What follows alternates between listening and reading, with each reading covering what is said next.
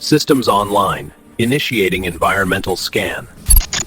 Iron man का Jarvis और आज के एआई टूल्स जैसे चैट जीपीटी, जेमिनाई, डीपसीक दोनों में इतनी सिमिलरिटी है कि कभी कभी लगता है फ्यूचर ऑलरेडी आ गया है। सोचो, एक एआई जो तुमसे बात करे, तुम्हें सॉल्यूशंस दे, तुम्हारे घर, गाड़ी और प्रोजेक्ट्स कंट्रोल करे। ये सब हमने मार्वल मूवीज में देखा था, लेकिन अब धीरे धीरे रियल वर्ल्ड में भी आ रहा है। आज के इस वीडियो में हम कंपेयर करेंगे स्टार्क के एआईस और मॉडर्न एआईस को और देखने की कोशिश करेंगे कि 5, 10 या 30 साल बाद क्या हम सबके पास अपना एक पर्सनल जार्विस होगा। I'll remain active in the background. सबसे पहले समझते हैं टोनी स्टार्क के एआई असिस्टेंट्स जार्विस, जिसका full form just a rather very intelligent system. ये एक बटलर जैसा था, विटी, लॉयल और सबसे पावरफुल। बाद में विजन बन गया।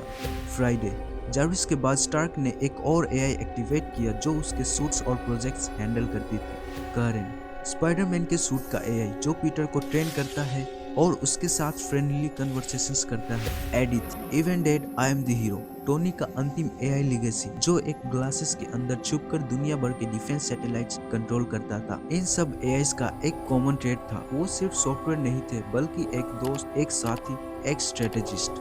अब जरा रियल दुनिया में आते हैं। आज के टाइम पे हमें मिलते हैं चैट जीपीटी, गूगल का जेमिनाई, डीपसीक, क्लोड, कोपायलट और बहुत सारे और टूल्स। ये एआईस काम करते हैं सवालों के जवाब देने में, कोड लिखने में, इमेजेस या वीडियोस बनाने के लिए, बिजनेस प्लानिंग या डाटा एनालिसिस करने के लिए। ये दिखने में टेक्स्ट या वॉइस असिस्टेंट्स लगते हैं, लेकिन इनकी कैपेबिलिटी दिन प्रतिदिन ग्रो हो रही है। लेकिन एक बात क्लियर है, ये अभी सिर्फ डिजिटल दुनिया में लिमिटेड है। सूट्स या ड्रोन्स कंट्रोल नहीं करते। मतलब अगर तुम जार्विस से कह दो कि एक नया आयरन मैन सूट डिजाइन करो और बना दो, तो वो तुरंत कर देगा। रियल एआई अभी उस स्टेज तक नहीं पहुंचा है। अब चलिए एक डिटेल कंपैरिजन करते हैं स्टार्क के एआईस और हमारे मॉडर्न एआई टूल्स का। जब आप ध्यान से देखते हो तो सिमिलरिटीज काफी इंटरेस्टिंग लगती है। जार्विस टोनी को विटी रिप्लाईज देता था, जैसे टोनी बोलता, Jarvis sometimes I think you are too much like a human, और जार्विस जवाब देता, Sir, I believe I was designed to be.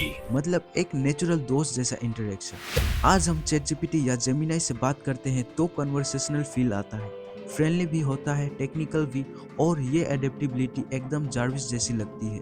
बस अभी तक हमारे एआई का एक फिक्स्ड वॉइस टोन होता है और पर्सनैलिटी लिमिटेड है।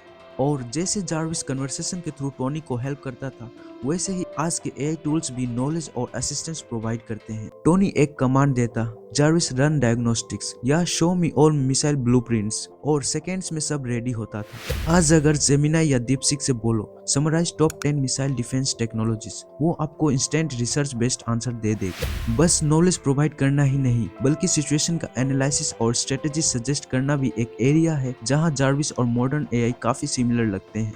बैटल सीन्स में जार्विस तुरंत सिचुएशन एनालाइज करके टोनी को ऑप्शंस देता था। Multiple hostiles approaching, probability of survival with current strategy 12%, suggest counter attack. आज के large language models plus gaming AIs millions of scenarios simulate कर लेते हैं। चेस और गो जैसी गेम्स में एआई ह्यूमंस को हराता है बिकॉज वो 1000 आउटकम्स एक साथ कैलकुलेट करता है। इमेजिन अगर ये पावर बैटलफील्ड या बिजनेस में लगाई जाए तो ये भी एक जार्विस लाइक सिमुलेशन होगी। और जैसे जार्विस अपने एनालिसिस के बेसिस पे एक्शन प्लान सजेस्ट करता था, वैसे ही हमारे एआई टूल्स ग्रेजुअली डिवाइसेस और सिस्टम्स के साथ इंटीग्रेट हो रहे हैं। जार्विस टोनी के सूट्स, होम, लैब सब कुछ कंट्रोल करता था। वॉइस कमांड से लाइट्स, कार्स, होलोग्राम्स, एवरीथिंग। आज एलेक्सा और Google home lights, AC, fans control करते हैं। टेस्ला का ऑटो पायलट कार ड्राइव करता है। एप्पल विजन प्रो या Meta quest glasses AR experience देते हैं। मतलब स्टार्क टावर का स्मार्ट होम वर्जन हम छोटे स्केल पे ऑलरेडी यूज कर रहे हैं।